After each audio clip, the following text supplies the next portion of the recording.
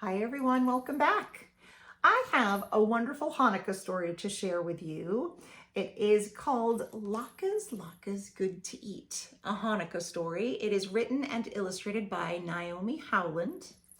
And this is another story that in the back has a wonderful latke recipe.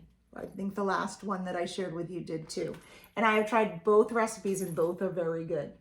So if you guys have not tried latkes, they're crispy fried potato pancakes that are quite often a celebration of Hanukkah when people get together, and because they're cooked in oil, and they are just yummy. Sometimes people dip them in sour cream, sometimes they dip them in applesauce.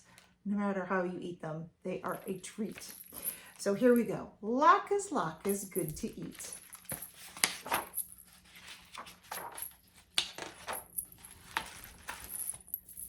Once on the outskirts of a tiny village, a girl named Sadie lived with her 4 little brothers, Herschel, Halil, Chaim, and the baby Max. Their mama lived there too, but she was away helping Aunt Rose with her new baby.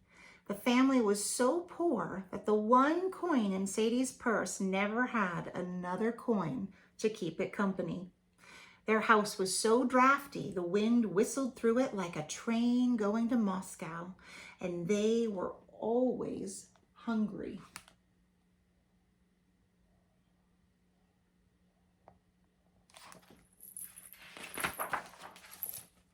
This year, the first night of Hanukkah was the coldest night yet, and the snow was deep.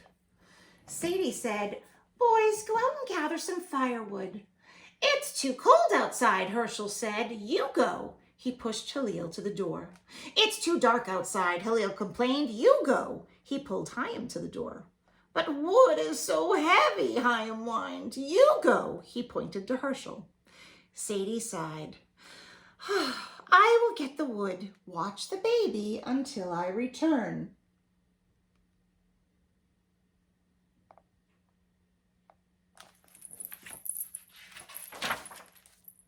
Sadie's boots sank into the new snow. She walked from tree to tree, picking up fallen branches. An hour passed. It got colder and darker, and a bitter wind began to blow. At last, Sadie packed up the wood and turned to go home. Suddenly, a twig snapped. Sadie whirled around to see a bent old woman standing before her. The woman's face was as creased and lined as a bit of wrinkled cloth. The old woman sneezed. "Achoo! Bless you, Tante," Sadie said. She noticed the old woman's shoulders trembling. Her coat was shabby and thin. "Are you cold?" "Oh, I am, dear," said the old woman, shivering, "and I have no more firewood." She blew on her hands to warm them. Sadie didn't hesitate. "Please take this wood for your fire," she said. She piled all the wood she had gathered into the old woman's sack.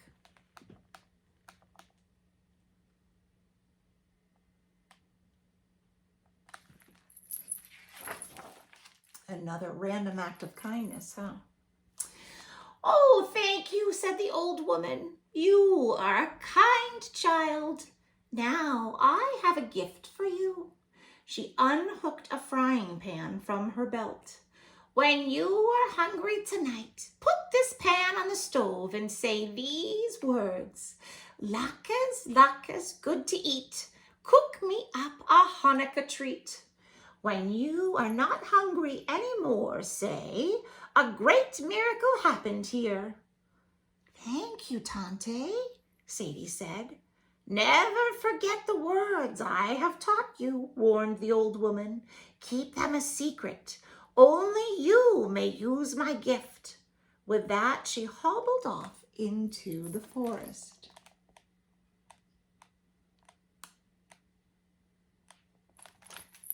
Sadie ran home. "Quickly, boys, let's light the menorah," she said. "I have a surprise."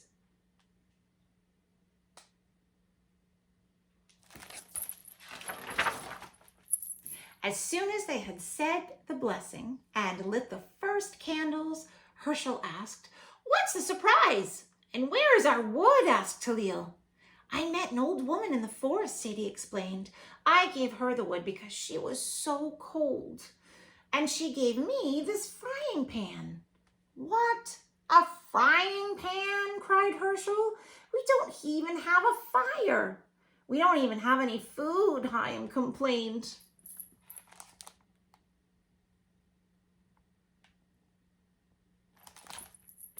"Just watch," said Sadie.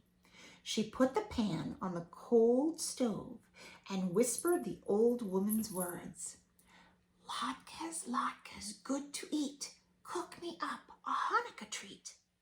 At that moment, a fire danced up under the frying pan. Right away, 5 golden latkes sizzled in oil. The 4 little boys crowded around the stove. "How did you do that?" asked Herschel.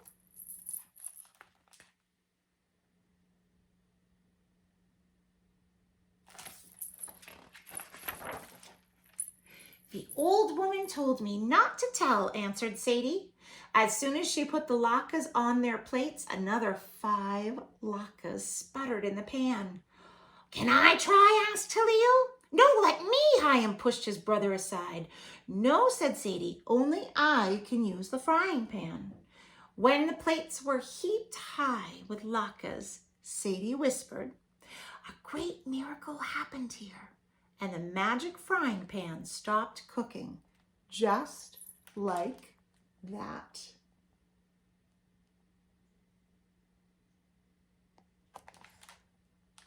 They ate and ate until their stomachs were full. The next night, after Sadie and her brothers lit their menorah, Sadie set the frying pan on the stove. In a hushed voice, she repeated the words, "Latkes, latkes, good to eat. Cook me up a Hanukkah treat." Immediately, a fire glowed under the pan where 5 delicious latkes were sizzling. When the plates were heaped high, Sadie softly said, "A great miracle happened here.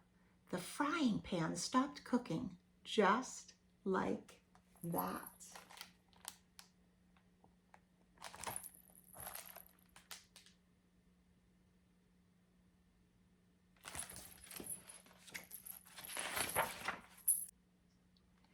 Each night of Hanukkah, the children sat down to another tasty dinner of potato pancakes. Then the afternoon of the 8th night, Sadie put on her shawl. "I am going to find the old woman and invite her to eat latkes with us tonight," she said. "I will cook them when I get back. Take care of the baby and be good boys and don't touch the frying pan." All together, the brothers nodded their head and solemnly said, "We promise." What do you think? Do you think they're going to keep their promise? Let's read on and see. Let's see if they keep it. Only a minute after Sadie had closed the door, Herschel boasted, "I heard the secret words." "You did not," said Hillel, "and we aren't supposed to touch the frying pan." "I did too," said Herschel. "We could eat just a few latkes," said Chaim. "Sadie won't know." Max, the baby, said, "Latkes, latkes." The boys looked at Herschel. Herschel looked at the pan. "It's easy to use the frying pan," he said. "Just watch." He put the frying pan on the stove and said, "Latkes, latkes, good to eat. Cook me up a Hanukkah treat." The stove lit itself with a bright flame. At once, the frying pan was filled with 5 latkes sputtering in oil. When the latkes were hot and golden, Herschel said, "Great! Here a miracle happened." Are those the words?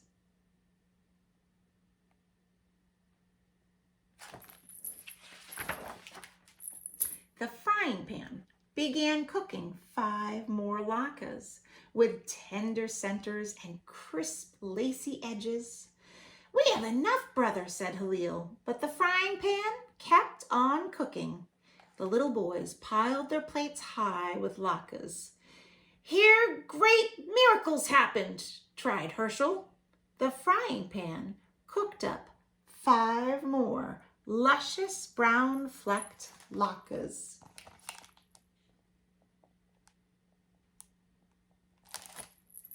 The 4 brothers ate fast, but the frying pan cooked faster.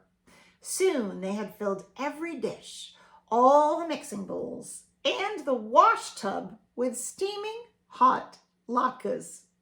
Chaim cried, "Stop, frying pan!" But the frying pan cooked up 5 more latkes, savory and salty.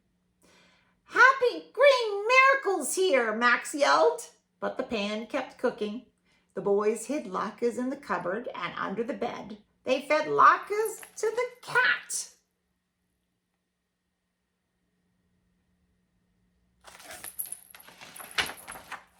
Soon, latkes were spilling out the door. The smell of potatoes and onions and oil floated through the village. The shoemaker stopped cobbling to sniff. The fishmonger, holding a fresh carp, paused to breathe in the fragrance. The village gossip even stopped talking long enough to inhale the aroma of Chanukah cooking.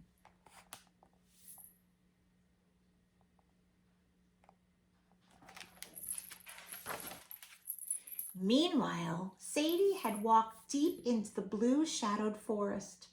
"Tante! Tante!" she called over and over, but there was no answer.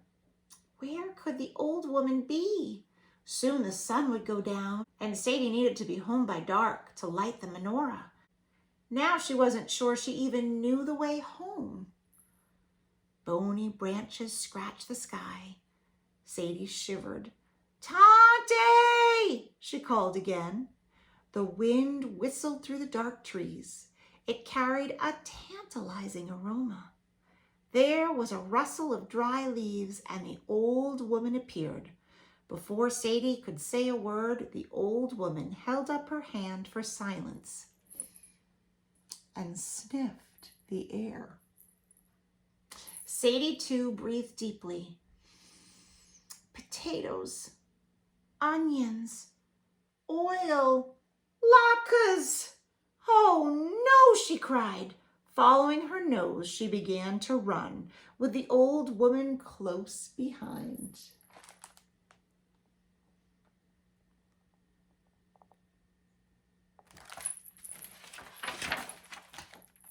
When Sadie reached the edge of the village, she could not believe her eyes. Her house had almost disappeared under a mountain of latkes. She scrambled up a pile of warm latkes and looked in the window. Her brothers were standing at the stove, eating latkes as fast as they could. More latkes sizzled in the frying pan. "A great miracle happened here," Sadie shouted, and the frying pan stopped cooking, just like that. Herschel, Halil, Chaim, and the baby Max promised, "We will never touch the frying pan again." Sadie put them all to bed with tummy aches.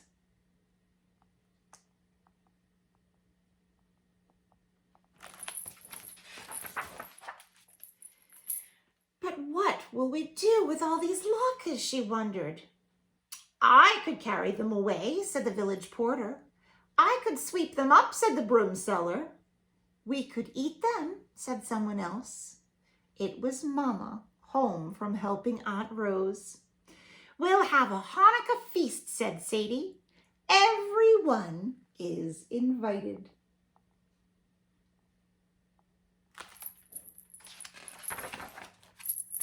What a party the village had that night. There was singing and dancing and dreidel playing, and of course, there were latkes. Golden, tongue burning hot, tender yet crisp, lacy, luscious, brown flecked, savory, salty, scrumptious latkes to eat. And no one in the tiny village was ever hungry on Chanukah again.